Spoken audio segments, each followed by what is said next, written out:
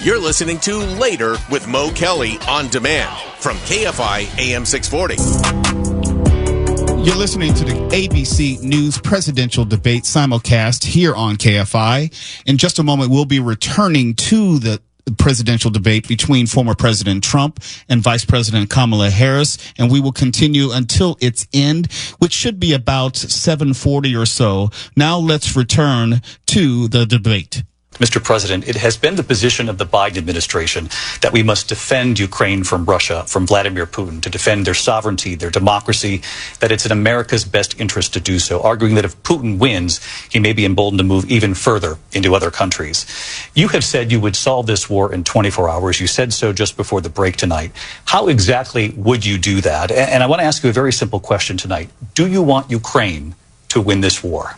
I want the war to stop. I want to save lives that are being people being killed by the millions. It's the millions. It's so much worse than the numbers that you're getting, which are fake numbers. Look, we're in for $250 billion or more because they don't ask Europe, which is a much bigger beneficiary to getting this thing done than we are. They're in for $150 billion less because Biden and you don't have the courage to ask Europe like I did with NATO. They paid billions and billions, hundreds of billions of dollars when I said, either you pay up or we're not going to protect you anymore. So that's maybe one of the reasons they don't like me as much as they like weak people. But you take a look at what's happening. We're in for 250 to 275 billion. They're into 100 to 150. They should be forced to equalize. With that being said, I want to get the war settled. I know Zelensky very well, and I know Putin very well. I have a good relationship, and they respect your president, okay? They respect me. They don't respect Biden. How would you respect him? Why? For what reason? He hasn't even made a phone call in 2 years to Putin, hasn't spoken to anybody. They don't even try and get it. That is a war that's dying to be settled. I will get it settled before I even become president. If I win, when I'm president-elect, and what I'll do is I'll speak to one, I'll speak to the other, I'll get them together. That war would have never happened. And in fact, when I saw Putin after I left, unfortunately left because our country has gone to hell. But after I left, when I saw him building up soldiers, he did it after I left. I said, oh, he must be negotiating. It must be a good, strong point of negotiation. Well, it wasn't, because Biden had no idea how to talk to him. He had no idea how to stop it. And now you have millions of people dead, and it's only getting worse, and it could lead to World War III. Don't kid yourself, David. We're playing with World War III, and we have a president that we don't even know if he's... Where is our president? We don't even know if he's a president. And just to clarify they threw him out of a campaign like a dog. We don't even know. Is he our president? But we have a president, Mr. President, that doesn't know he's alive. Your time is up.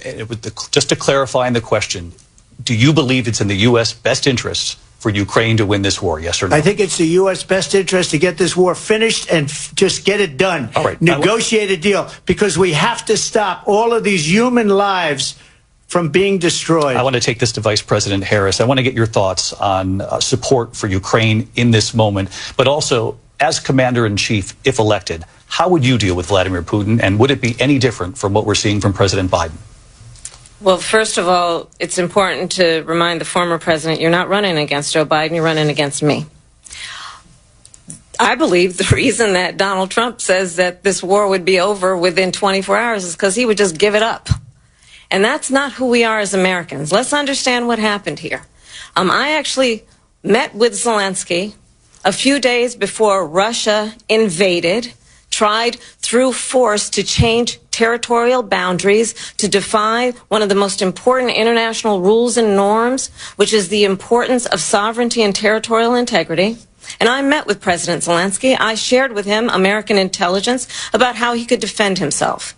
Days later, I went to NATO's eastern flank, to Poland and Romania. And through the work that I and others did, we brought 50 countries together to support Ukraine in its righteous defense. And because of our support, because of the air defense, the ammunition, the artillery, the javelins, the Abrams tanks that we have provided, Ukraine stands as an independent and free country. If Donald Trump were president, Putin would be sitting in Kyiv right now. and understand what that would mean, because Putin's agenda is not just about Ukraine. Understand why the European allies and our NATO allies are so thankful that you are no longer president, and that we understand the importance of the greatest military alliance the world has ever known, which is NATO, and what we have done to preserve the ability of Zelensky and the Ukrainians to fight for their independence. Otherwise, Putin would be sitting in Kyiv with his eyes on the rest of Europe, starting with Poland. And why don't you tell the 800,000 Polish Americans right here in Pennsylvania how quickly you would give up for the sake of favor and what you think is a friendship with what is known to be a dictator who would eat you for lunch. Vice President Harris, thank you. We've heard from both of you on Ukraine tonight. Afghanistan came up in the last hour. I wanted her to respond to something you said earlier, and I'll give you a minute here. Putin would be sitting in Moscow, and he wouldn't have lost 300,000 men and women, but he would have been sitting in Moscow. Quiet, please. He would have been sitting in Moscow much happier than he is right now. But eventually, you know, he's got a thing that other people don't have. He's got nuclear weapons. They don't ever talk about that. He's got nuclear weapons. Nobody ever thinks about that. And eventually, maybe he'll use them, and maybe he hasn't been that threatening, but he does have that. Something we don't even like to talk about. Nobody likes to talk about it. But just so you understand, they sent her to negotiate peace before this war started. 3 days later, he went in and he started the war because everything they said was weak and stupid. They said the wrong things. That war should have never started. She was the emissary. They sent her in to negotiate with Zelensky and Putin, and she did. And the war started 3 days later. And that's the kind of talent we have with her. She's worse than Biden. In my opinion, I think he's the worst president in the history of our country. She goes down as the worst vice president in the history of our country. But let me tell you something. She is a horrible negotiator. They sent her in to negotiate. As soon as they left, Putin did the invasion. President Trump, thank you. You did bring up something. You said she went to negotiate with Vladimir Putin. Vice President Harris, have you ever met Vladimir Putin? Can you clarify tonight? Yet again, I said it at the beginning of this debate, you're going to hear a bunch of lies coming from this fellow. And that is another one. When I went to meet with President Zelensky, I've now met with him over 5 times. The reality is it has been about standing as America always should, as a leader upholding international rules and norms, as a leader who shows strength, understanding that the alliances we have around the world are dependent on our ability to look out for our friends and not favor our enemies because you adore strongmen instead of caring about democracy. And that is very much what is at stake here. The President of the United States is commander-in-chief. And the American people have a right to rely on a president who understands the significance of America's role and responsibility in terms of ensuring that there is stability and ensuring we stand up for our principles and not sell them for the benefit of personal flattery. We've talked about Ukraine and Vladimir Putin. I do want to talk about Afghanistan. It came up in the first hour of this debate. I want to move on to Afghanistan. Stoltenberg said Trump did the most amazing thing I've ever seen. He got these countries, the 28 countries at the time, to pay up. He said, I've never seen. He's the head of NATO. He said, I've never seen. For years, we were paying almost all of NATO. We were being ripped off by European nations, both on trade and on NATO. I got them to pay up by saying one of the statements you made before, if you don't pay, we're not going to protect you. President Otherwise, Trump. we would have never gotten it. He said it was one of the most incredible jobs that he's ever seen done. Thank you. I want to turn to Afghanistan. It came up in the first hour of the debate, and we witnessed a poignant moment today on Capitol Hill, honoring the soldiers who died in the chaotic withdrawal from Afghanistan. I do want to ask the Vice President, do you believe you bear any responsibility in the way that withdrawal played out? Well, I will tell you, I agreed with President Biden's decision to pull out of Afghanistan. 4 presidents said they would, and Joe Biden did. And as a result, America's taxpayers are not paying the $300 million a day we were paying for that endless war. And as of today, there is not one member of the United States military who is in active duty in a combat zone in any war zone around the world, the first time this century. But let's understand how we got to where we are. Donald Trump, when he was president, negotiated one of the weakest deals you can imagine. He calls himself a deal maker. Even his national security advisor said it was a weak, terrible deal. And here's how it went down. He bypassed the Afghan government. He negotiated directly with a terrorist organization called the Taliban. The negotiation involved the Taliban getting 5,000 Taliban terrorists released. And get this.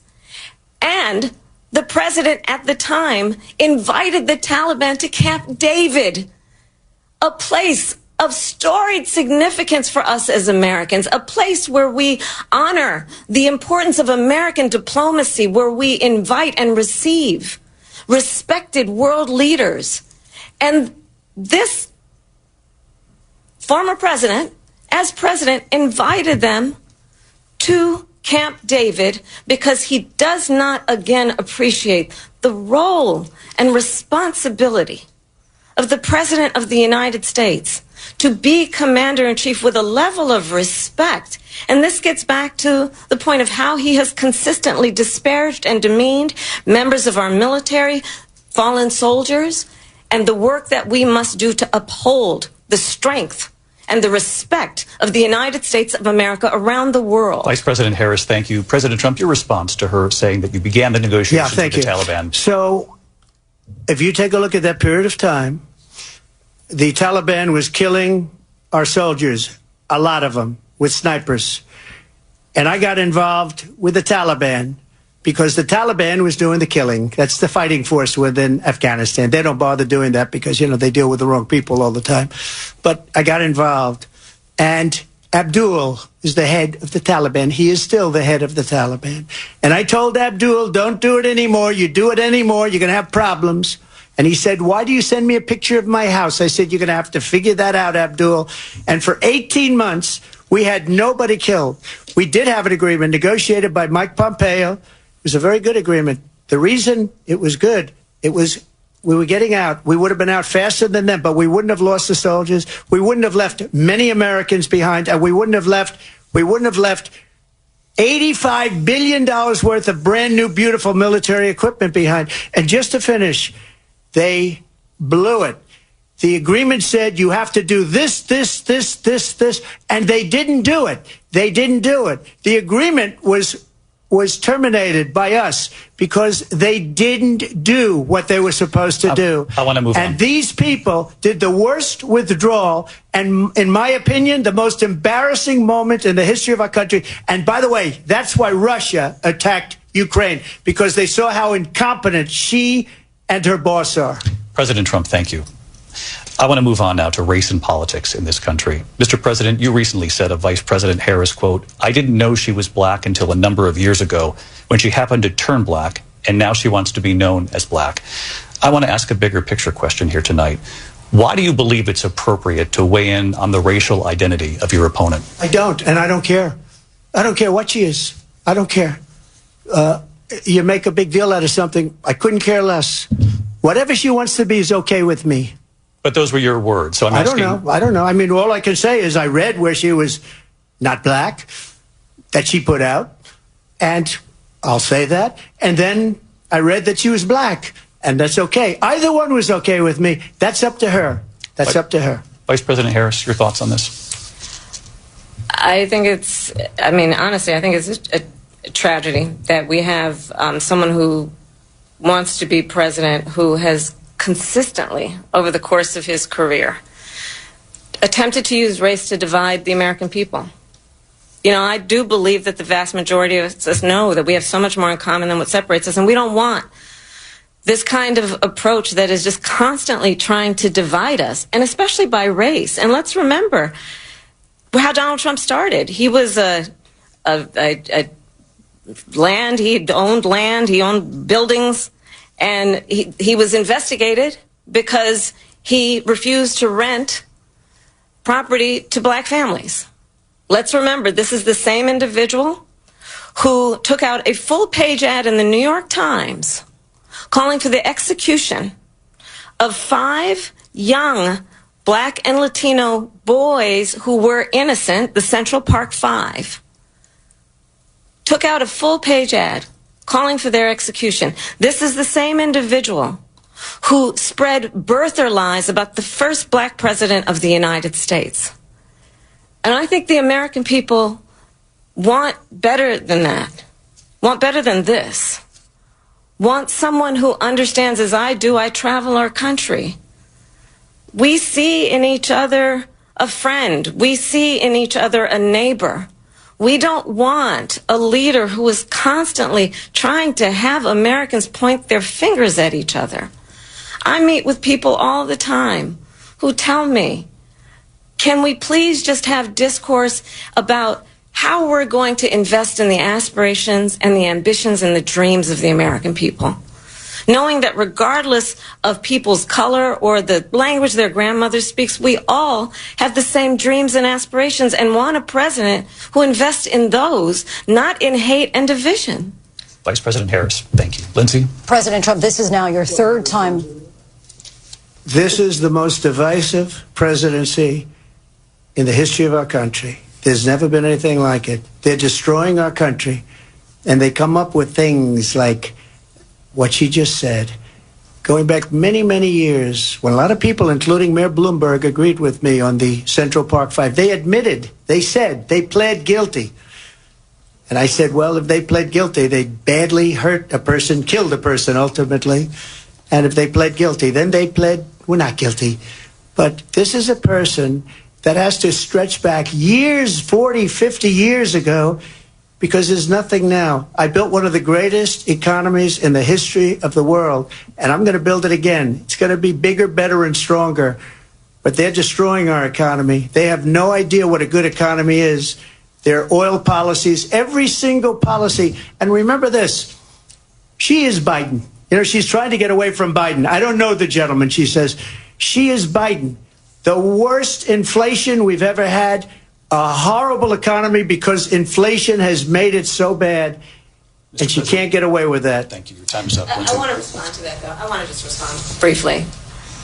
Clearly, I am not Joe Biden, and I am certainly not Donald Trump. And what I do offer is a new generation of leadership for our country. One who believes in what is possible, one who brings a sense of optimism about what we can do instead of always disparaging the American people. I believe in what we can do to strengthen our small businesses, which is why I have a plan. Let's talk about our plans and let's compare the plans. I have a plan to give startup businesses $50,000 tax deduction to pursue their ambitions, their innovation, their ideas, their hard work. I have a plan, $6,000 for young families for the first year of your child's life to help you in that most critical stage of your child's development. I have a plan that is about allowing people to be able to pursue what has been fleeting in terms of the American dream by offering a help with down payment of $25,000 down payment assistance for first-time home buyers. That's the kind of conversation, I believe, David, that people really want tonight, as opposed to a conversation that is constantly about belittling and name-calling. Let's turn the page Vice President and move Harris, forward. thank you. Let's turn to policy. President Trump, we have to move on. President Trump.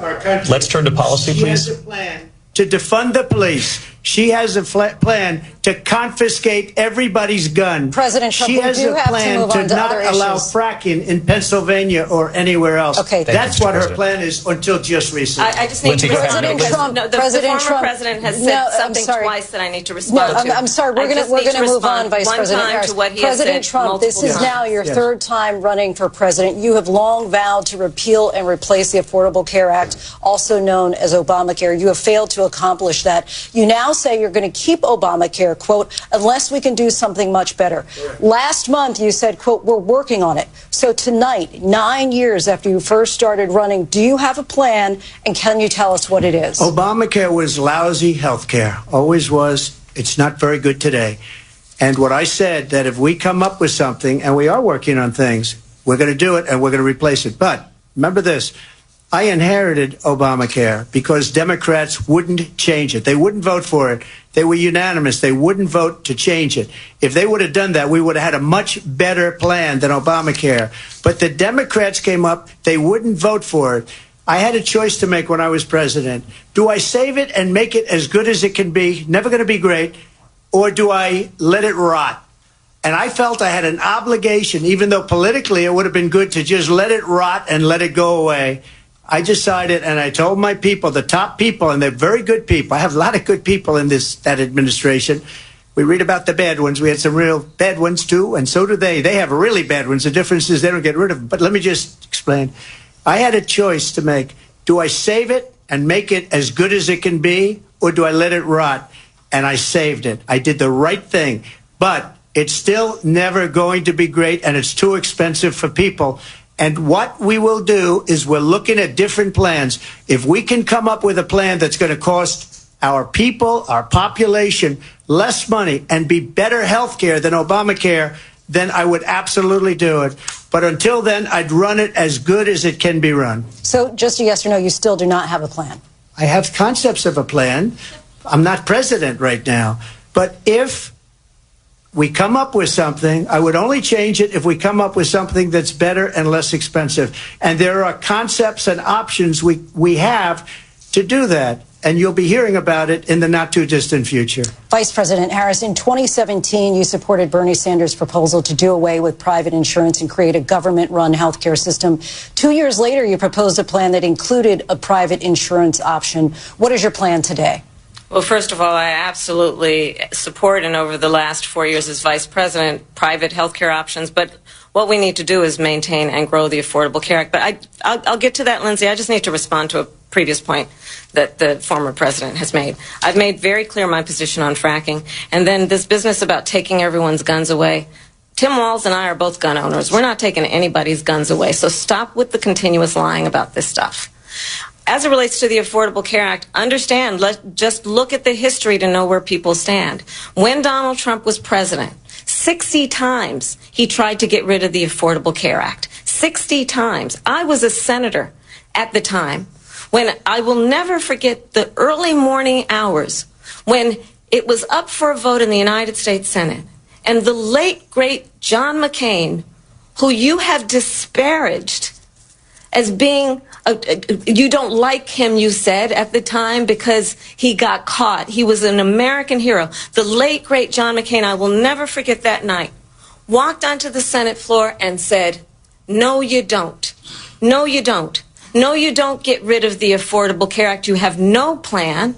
And what the Affordable Care Act has done is eliminate the ability of insurance companies to deny people with pre-existing conditions. I don't have to tell the people watching tonight, you remember what that was like? Remember when an insurance company could deny if a child had asthma, if someone was a breast cancer survivor, if a grandparent had diabetes?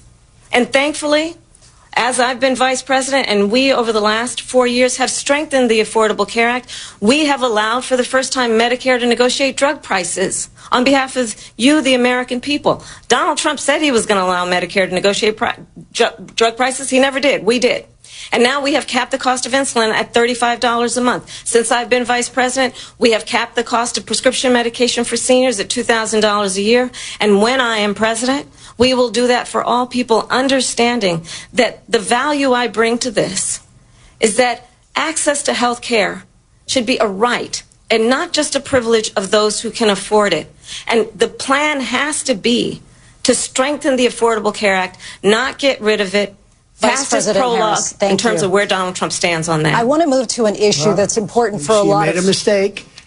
Number one, John McCain fought Obamacare for 10 years. But it wasn't only him. It were all of the Democrats that kept it going. And you know what? We can do much better than Obamacare, much less money. But she won't improve private insurance for people, private medical insurance. That's another thing she doesn't want to give. People are paying privately for insurance that have worked hard and made money, and they want to have private. She wants everybody to be on government insurance where you wait 6 months for an operation that you need immediately. President Trump, thank you. We have another issue that we'd like to get to that's important for a number of Americans, in particular younger voters, and that's climate change. President Trump, with regard to the environment, you say that we have to have clean air and clean water. Vice President Harris, you call climate change an existential threat.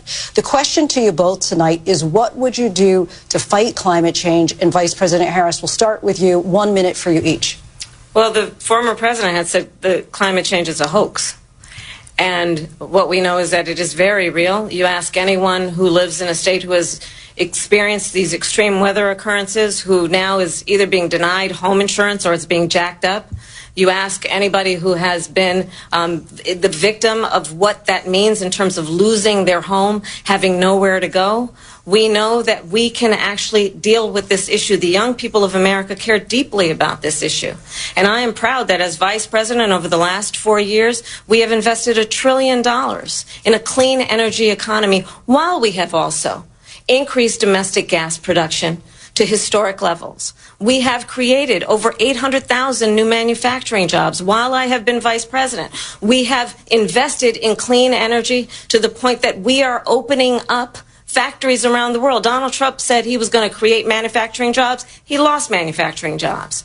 And I'm also proud to have the endorsement of the United Auto Workers and Sean Fain, who also know that part of building a clean energy economy includes investing in American-made products, American automobiles. It includes growing what we can do around American manufacturing and opening up auto plants, not closing them like happened under Donald Trump. Vice President Harris, thank you. That didn't happen under Donald Trump. Let me just tell you, they lost 10,000 manufacturing jobs this last month. It's going, they're all leaving. They're building big auto plants in Mexico, in many cases owned by China. They're building these massive plants, and they think they're going to sell their cars into the United States because of these people. What they have given to China is unbelievable. But we're not going to let that. We'll put tariffs on those cars so they can't come into our country, because they will kill the United Auto Workers and any auto worker, whether it's in Detroit or South Carolina or any other place. What they've done to business and manufacturing in this country is horrible. We have nothing because they refuse. You know, Biden doesn't go after people because supposedly China paid him millions of dollars. He's afraid to do it. Between him and his son, they get all this money from Ukraine. They get all this money from all of these different countries. And then you wonder, why is he so loyal to this one, that one, Ukraine, China? Why is he? Why did he get $3.5 million from the mayor of Moscow's wife? Why did she pay him $3.5 million? This is a crooked administration, and they're selling our country down the tubes. President Trump, thank you. Thank you. We'll be right back with closing statements from both of our candidates. An historic night, this ABC News presidential debate. You've been listening to the ABC News presidential debate simulcast here on KFI. We're waiting for the candidates to return. They'll probably give their closing statements at this point. Because of a coin flip, former President Trump will go last. So I think you've heard tonight two very different visions for our country. One that is focused on the future, and the other that is focused on the past, and an attempt to take us backward. But we're not going back. And I do believe that the American people know we all have so much more in common than what separates us. And we can chart a new way forward. And a vision of that includes having a plan, understanding the aspirations, the dreams, the hopes, the ambition of the American people, which is why I intend to create an opportunity economy, investing in small businesses, in new families, in what we can do around protecting seniors, what we can do that is about giving hardworking folks a break and bringing down the cost of living. I believe in what we can do together that is about sustaining America's standing in the world and ensuring that we have the respect that we so rightly deserve, including respecting our military and ensuring we have the most lethal fighting force in the world. I will be a president that will protect our fundamental rights and freedoms, including the right of a woman to make decisions about her own body and not have her government tell her what to do. I'll tell you, I started my career as a prosecutor. I was a DA, I was an attorney general, a United States senator, and now vice president. I've only had one client, the people. And I'll tell you, as a prosecutor, I never asked a victim or a witness, are you a Republican or a Democrat? The only thing I ever asked them, are you okay? And that's the kind of president we need right now. Someone who cares about you and is not putting themselves first. I intend to be a president for all Americans and focus on what we can do over the next 10 and 20 years to build back up our country by investing right now in you, the American people. Vice President Harris, thank you. President Trump? So she just started by saying she's going to do this, she's going to do that, she's going to do all these wonderful things. Why hasn't she done it? She's been there for 3.5 years. They've had 3.5 years to fix the border. They've had 3.5 years to create jobs and all the things we talked about. Why hasn't she done it? She should leave right now, go down to that beautiful White House, go to the Capitol, get everyone together and do the things you want to do, but you haven't done it and you won't do it because you believe in things that the American people don't believe in. You believe in things like we're not going to frack. We're not going to take fossil fuel. We're not going to do things that are going to make this country strong, whether you like it or not. Germany tried that, and within 1 year, they were back to building normal energy plants. We're not ready for it. We can't sacrifice our country for the sake of bad vision. But I just ask one simple question. Why didn't she do it? We're a failing nation. We're a nation that's in serious decline. We're being laughed at all over the world. All over the world, they're laughed. I know the leaders very well. They're coming to see me. They call me. We're laughed at all over the world. They don't understand what happened to us as a nation. We're not a leader. We don't have any idea what's going on. We have wars going on in the Middle East. We have wars going on with Russia and Ukraine. We're going to end up in a third world war, and it'll be a war like no other because of nuclear weapons, the power of weaponry. I rebuilt our entire military. She gave a lot of it away to the Taliban. She gave it to Afghanistan. What these people have done to our country, and maybe toughest of all, is allowing millions of people to come into our country. Many of them are criminals, and they're destroying our country. The worst president, the worst vice president in the history of our country. President Trump, thank you. And that is our ABC News presidential debate from here in Philadelphia at the National Constitution Center. I'm Lindsay Davis. And I'm David Muir. Thank you for watching here in the U.S. and all over the world. KFI AM 640. We're live everywhere on the iHeartRadio app. I'm Mo Kelly as we resume our at least post-debate coverage. If you've been listening or if you were watching, well, there you have it. I got to say it was more substantive than I thought it was going to be going in. And let's talk about this being a simulcast. If you only listened to the debate, you probably had a very different experience from if you saw the debate. And what I mean by that is you didn't get to see the facial, if you were just listening, you didn't get to see the facial expressions. You didn't get to see the posture. You didn't get to see the looks that were thrown each way. You didn't see how, even though you couldn't hear someone interrupt, if you're watching TV, they could visually interrupt through their facial expressions. You could see when they disagreed or when they shook their head and got a better sense of what the next response was going to be. So if you only listen to the debate on KFI, there's nothing wrong with that. I just know that your experience for the debate would be very different from if you had seen it. And earlier this evening when I was sitting in with Tim Conway Jr.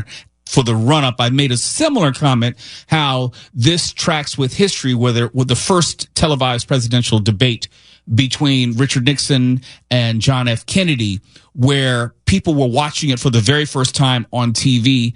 Most people heard it on radio, and the people who heard it on radio thought that Richard Nixon had won, and those who saw it on TV, because Richard Nixon did not do well or look well under the lights, he was sweating profusely, and you can go back and watch the debate to see exactly what I mean, felt that he did not win. So the perception of this debate probably will vary widely, just given how you may have experienced it and consume the information.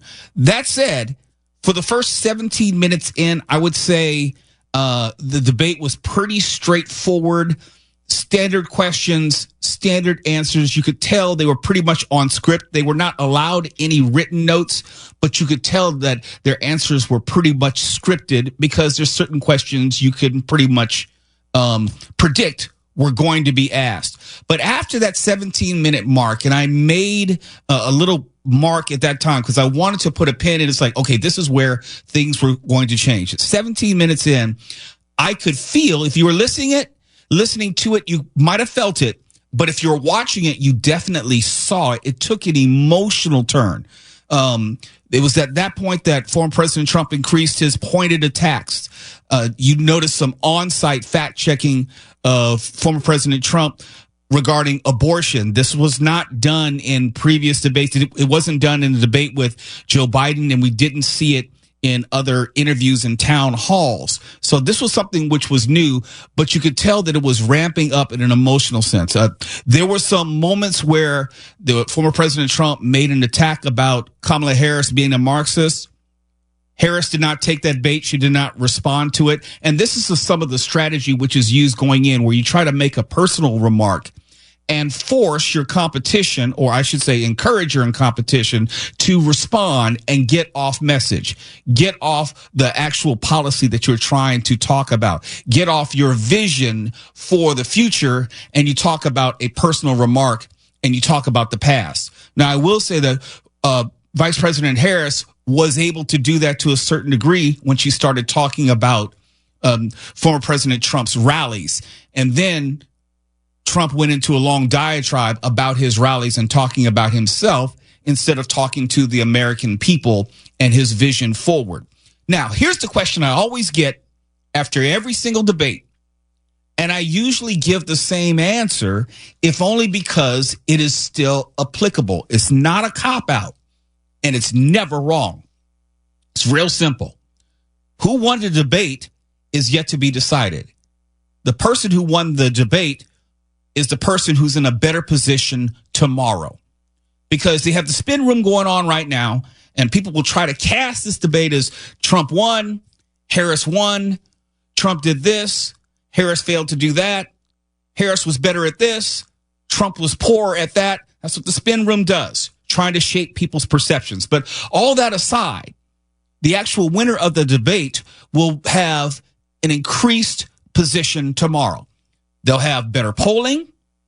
They'll have better donations. They will be in a better position tomorrow than they were today. And largely that's predicated on how people feel about the debate. They had different goals going in. Trump, I believe, was trying to get Harris off her mark, as they say, trying to disrupt her, trying to confuse her, trying to insult her in a certain way where she might have not been able to stay on message. That was the goal coming in. Why? Because if you can get Harris off her mark and her message, then she would seem less presidential, seem less ready for the position, less suitable for the office. Harris, conversely, was trying to make sure that she was speaking to the moderates, the independents, those people who might have been disaffected Republicans who possibly were never Trumpers, but you wanted to make sure, if you're a Harris supporter, that you just didn't stay home, or that you just didn't leave that portion of the ballot unselected, but you made the affirmative choice to vote for Kamala Harris. Her job was to get the people who might have been persuadable, the people who did not know her, the people who might have been open to a different choice. That was her job.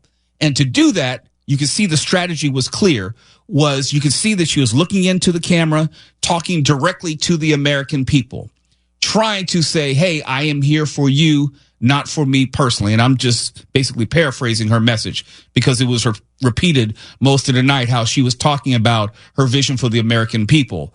Now, what she did do, what I thought was effective, I don't know if it means that she would have won the night, but I do think it was effective.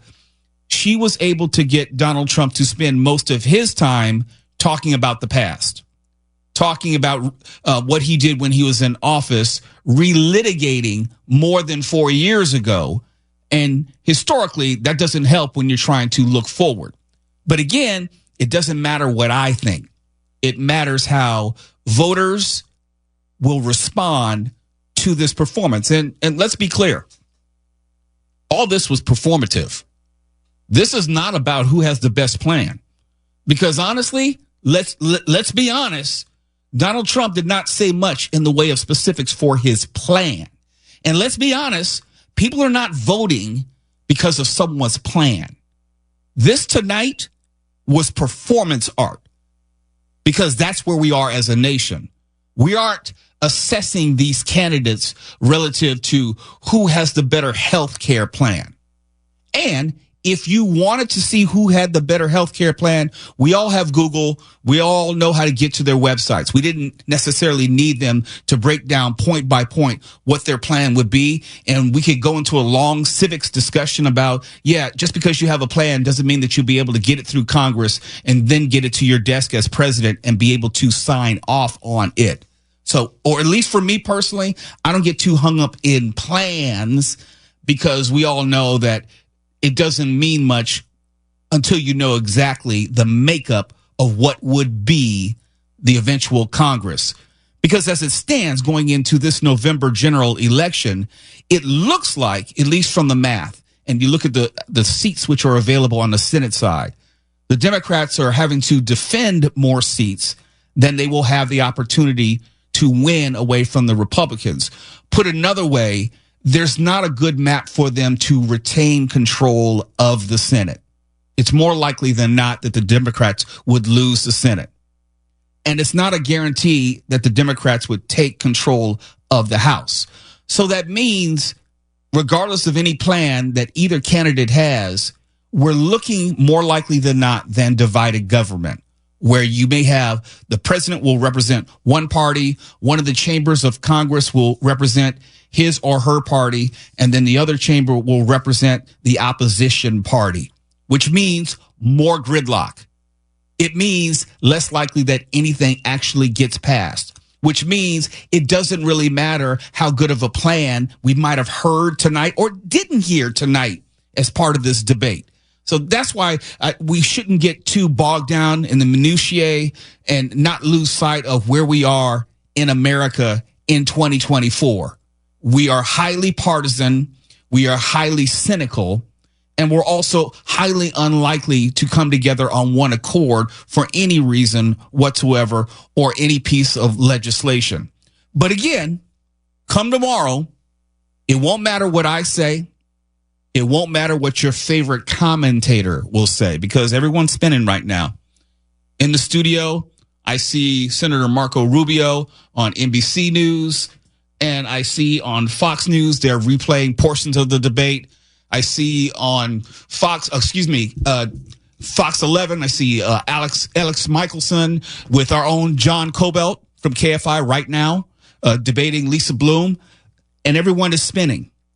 But nothing that anyone has to say is going to have as much impact as when the numbers come in tomorrow, the types of donations, which will probably come in tonight and will be reported in the coming days, the change, if at all, in polling. And here's the connection and relationship between polling and donations. Increase in polling will lead to an increase in donations. Why? Because an increase in polling will tell big fundraisers and also small donation funders that there is increased excitement and there is increased belief and viability in a campaign. And when the big donors see an increase in polling, they are more inclined to further support a campaign. If you go back to Joe Biden after that last debate to put all this together, Joe Biden going into that debate with Donald Trump had already had a great fundraising quarter. He had fundraised Donald Trump by almost $100 million, if I'm not mistaken. But because of the poor debate performance, his big funders refused to continue funding his campaign. And part of his dropping out had to do with his lack of support going forward. And you need to have that money through the rest of the campaign. And there was a loss of confidence in his campaign. Even though he had a sizable war chest, because of the drop in polling right after that last presidential debate, he also lost his top funders. And that's how we ended up with Kamala Harris. So the polling is inextricably linked to the fundraising. And if you see tomorrow, the next day, a wide change in the polls where either Kamala Harris goes up or down or Donald Trump goes up and down or down, you will probably see a correlation to the fundraising. And that will tell you definitively and conclusively who won the debate. Not me, not you, not anyone you're watching on TV right now. It's Later with Mo Kelly. KFI AM 640. We're live everywhere on the iHeartRadio app. KFI is literally the KFI of talk radio. KFI. And KOST HD2. Los Angeles, Orange County. Live.